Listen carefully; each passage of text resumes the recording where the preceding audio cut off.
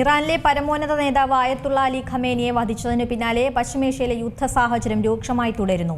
ഇസ്രയേലിലേക്കും Gulf മേഖലയിലെ US സൈനിക താവളങ്ങൾക്ക് നേരെയും ഇറാന്റെ ആക്രമണം തുടരുകയാണ്.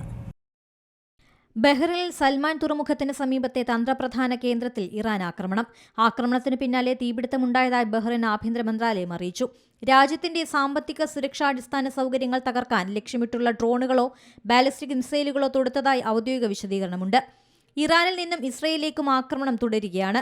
ഇറാനിൽ നിന്നും തൊടുത്ത റോക്കറ്റ് ജെറുസലേമിലും പതിച്ചതായാണ് റിപ്പോർട്ട്. ഇസ്രയേലിൽ അടിയന്തരാവസ്ഥ ഈ മാസം 12 വരെ നീട്ടി. ഇറാൻ തലസ്ഥാനമായ ടെഹ്റാനിൽ ഇസ്രയേൽ ശക്തമായ തിരിച്ചടി നൽകി.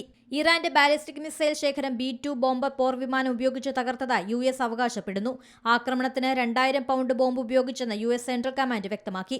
മിസൈൽ ആക്രമണത്തെ തുടർന്ന് അടുത്ത 3 ദിവസം UAEയിൽ അതീവ ജാഗ്രതാ നിർദ്ദേശമുണ്ട്. ഇറാനിലെ എംബസി UAE അടച്ചു. അംബാസഡർ ഉൾപ്പെടെയുള്ള നയതന്ത്ര ഉദ്യോഗസ്ഥരെ പിൻവലിക്കും. അമേരിക്കയുടെ പടുകൂറ്റൻ വിമാനവാഹിനി കപ്പലായ USS എബ്രഹാം ലിങ്കണെ ആക്രമിച്ചതായി ഇറാൻ അവകാശപ്പെടുന്നു. 4 ബാലിസ്റ്റിക് മിസൈലുകൾ ഉപയോഗിച്ചാണ് ആക്രമിച്ചതെന്ന് ഇറാന്റെ ഇസ്ലാമിക് റവല്യൂഷണറി കോർ വ്യക്തമാക്കി.